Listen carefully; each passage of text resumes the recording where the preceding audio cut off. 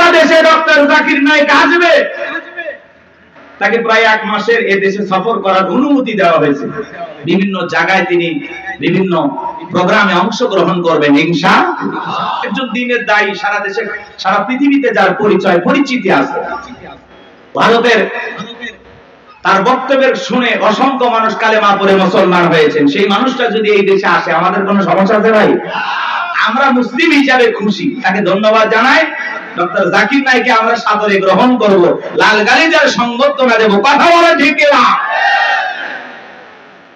আর এই দেশে যদি কোন কারণে কোন ষড়যন্ত্র বা বিতর্কের কারণে যদি ডক্টর জাকির নায়েক বাংলাদেশে না আসতে পারে, তাহলে বুঝে নেবেন বর্তমান সরকারে যারা আছে এদের ভিতরে ভারতের দালাল আছে। উনি আসবেন, সমস্যা কি? মুসলিম একটা দেশে একজন দায়ী আসতে পারবেন। ডক্টর জাকির নায়েকের অসংখ্য লেকচার আপনারা শুনেছেন, আলোচনা শুনেছেন। ভালো লাগে না? ভালো লাগে না? চমৎকার কথা বলেন।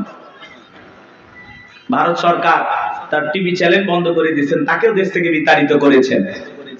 এখন তিনি বিভিন্ন দেশ সফর করেন, বিভিন্ন দেশে থাকেন। আলহামদুলিল্লাহ, আমাদের দেশও আসবেন তারই ধারাবাহিকতায়। আলহামদুলিল্লাহ, আমরা গ্রহণ করব।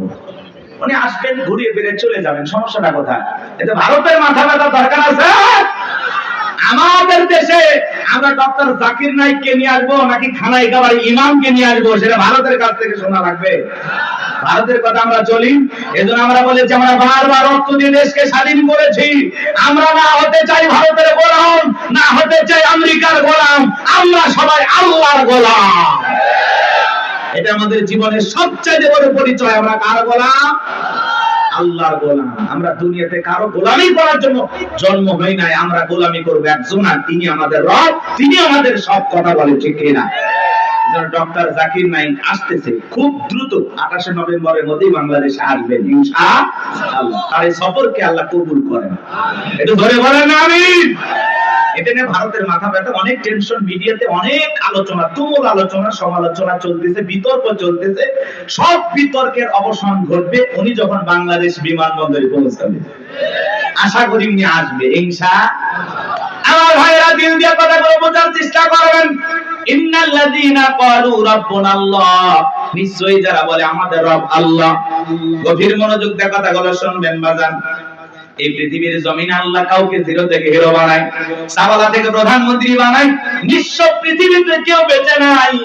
চিল্লায় বলে দুনিয়াতে আমার কেউ নাই। সেই মানুষটাকে আল্লাহ নিঃস্ব থেকে ক্ষমতার চেয়ারে বসায়। সেই মানুষটাও ক্ষমতার চেয়ারে বসে জুলুম করে, অত্যাচার করে। কথা বলেন ঠিক কিনা?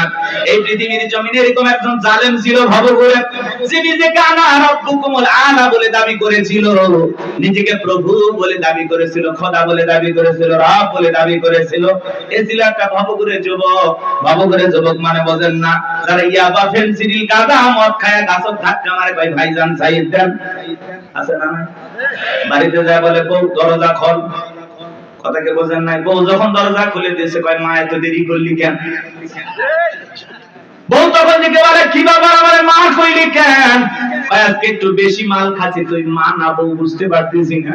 এরকম মাতাল আছে না নাই? কিছু কিছু ছেলে পেলে আছে সন্ধ্যা হলেই ঘরে দরজা বন্ধ করে জিকির করে, ইজ্জাবা ইজ্জাবা ইজ্জাবা।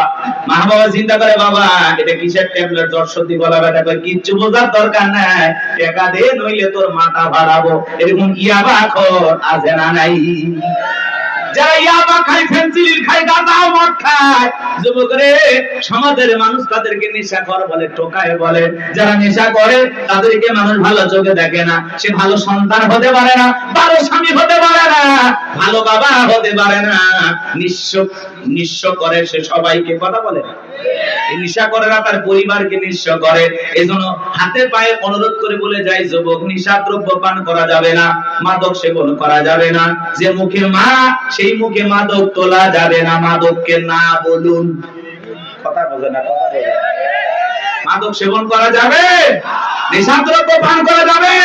যারা মদ পান করবে এদের জন্য জান্নাত হালাল না হারাম? ওদের জন্য জান্নাত হারাম হয়ে যায়। জান্নাত যদি হারাম হয়ে, যাবেন কোথায়? এই জন্য আমরা দুনিয়াতে নিজেরাই মদ আল্লাহ তাআলা হারাম করে দিয়েছেন, আমি আমার উপরে এটা হারাম মানবো যে না আল্লাহ হারাম করে দিয়েছেন এই মদকে আমি স্পর্শ করব না, আমি জান্নাতে যাই শরাব পান করব। শরাবের ঝর্ণা আছে, সুবহানাল্লাহ কোন, মধুর ঝর্ণা, দুধের ঝর্ণা, পানির ঝর্ণা, শরাবের ঝর্ণা, হাতের স্পর্শ ছাড়া কি পান করতেছে। সুবহানাল্লাহ, জান্নাত যে কত সুখের জায়গা কেমনে বোঝাবো, ও কল্পনা করা যায় না। আল্লাহ এত সুন্দর করে জান্নাত বানাইছে, সুবহানাল্লাহ বলেন। কষ্ট হচ্ছে আপনাদের? তাহলে এই যুবক নেশাদ্রব্য পান করা যাবে? যাবে? এগুলো আজে বাজে ফালতু জিনিস না খাইয়া, ওই ইয়াবা ফেন্সিডিল না খাই, ওই টাকাটা জমায়া বউকে মাসে একটা করে 3 পিস উপহার দাও। কিছু না পাইলে অন্তত 12টা মাসে 12টা বাসর রাত পাইবা। কথা কোন ঠিক কি? আলামিন ভাইয়ের কাছ থেকে যদি সুন্দর একটা শাড়ি দিতে পারো তো কথাই নাই। মেয়েরা সবচেয়ে পছন্দ করে কোন কালারের শাড়ি জানো? নীল কালারের শাড়ি। কথা কয় না? নীল কালারের শাড়ি বউরে কিনে দেবেন, যদি আপনার বউ বেজার হয় টাকা আমি দেব। কথা কয় না? কথা কয় না? এই কালারটা মেয়েরা সবচেয়ে চয়েস করে বেশি। যদি পারেন আলামিন ভাইয়ের সাথে যোগাযোগ করে একটা শাড়ি খালি দিয়ে দেখেন, ওই দিন বইয়ের ব্যবহার দেখে সারা জীবন আপনার মনে থাকবে। কথা বলে ঠিক কিনা? এই জন্য আজে বাজে জিনিস না খায়া ওই টাকা জমায়া বউ বাচ্চার কাপড় কিনে দেব, ওদের মুখে হাসি ফোটাবো ইনশাআল্লাহ। কোন কোন যুবক আছো মাদক দ্রব্য স্পর্শ করবা না, মাদক নিজের উপরে হারাম করবা, হাত করো, জীবনে কোনোদিন স্পর্শ করবো না ইনশাআল্লাহ। আজকের এই জান্নাতের বাগান থেকে ওয়াদা দিলাম যে আল্লাহ আমরা জীবনে কোনোদিন নিষাদ্রব্য স্পর্শ করব না। দয়া করে তোমার জান্নাতের শরাবের নহরটা একটু আমার জন্য বরাদ্দ রাখো। এটা ধরে কন্যা হামিম। আপনার আমার ভাইয়েরা, এই ফিরাউন ছিল একটা ভবঘুরে যুবক, এর নাম ছিল কাবুস, বলকে বলা হতো। কিপ্তিদের তরফ থেকে নাম ছিল রামসিস। মিশরের বাদশা হওয়ার পর উপাধি নাম হলো ফিরাউন। সংক্ষিপ্ত ঘটনা 2-1 মিনিটে বলে সামনের দিকে যাবো বা জানবো আমার। এসে গেল সর্বপ্রথম মিশরে যাওয়ার পরে বাজান সর্বপ্রথম হলো তরমুজের ক্ষেতের লেবার। কিছুদিন লিবারি করলেন, ওই দেশে সরকারি গোরস্থানের দারোয়ান লাগবে। ঢোল পিটায় খবর দেওয়া হলো, হাজার হাজার মানুষ লাইনের মধ্যে দাঁড়িয়ে গেছে গোরস্থানের দারোয়ান হওয়ার জন্য। 1-2 জন ইন্টারভিউ দিতে দিতে যখন ফিরাউনের পালা, ডেকে বলে বাদশাহ বুধবার আসানে ভিনদেশ থেকে আপনার কাছে এসেছি, যদি চাকরিটা দেন উপকৃত হব।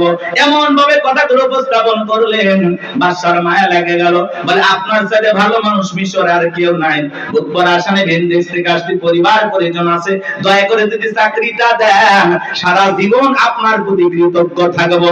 এমন ভাবে কথাগুলো বললেন, কথা আছে দুষ্ট লোকের মিষ্টি কথা। বাদশার ভালো লেগে গেল।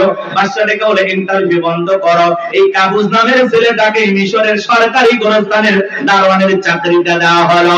এইবার সরকারি গোরস্থানের দারোয়ানের চাকরি পাওয়ার পর ফিরাউন চিন্তা করে বাদশা প্রতি মাসে বেতন দিবে ঠিক আছে, কিন্তু এই টাকাতে চলবে না, আমার সাইড ইনকাম করা দরকার।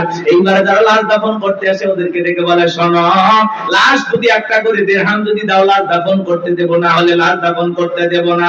জনগণ টেনশনে পড়ে গেল, একটা দিরহামের জন্য 5-7 দরবার বিচার নিয়ে যাব, লাশ পয়সা করলে শেষ হয়ে যাবে, যদি পাই 1 টাকাই ছেলেটাই পাক। এই কথা ভেবে জনগণ একটা করে দিরহাম ফিরাউনকে দেওয়া শুরু করলো।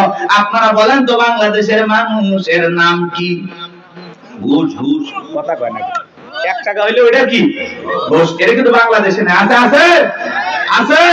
শোনো এই দেশটার গল্প করি, দেশটা মনে হয় স্বপ্নপুরী, সুদ কর ঘুষ কর মদ কর জুয়া কর, হেতায় আছে ভুরি ভুরি, হেতায় আছে ভুরি ভুরি।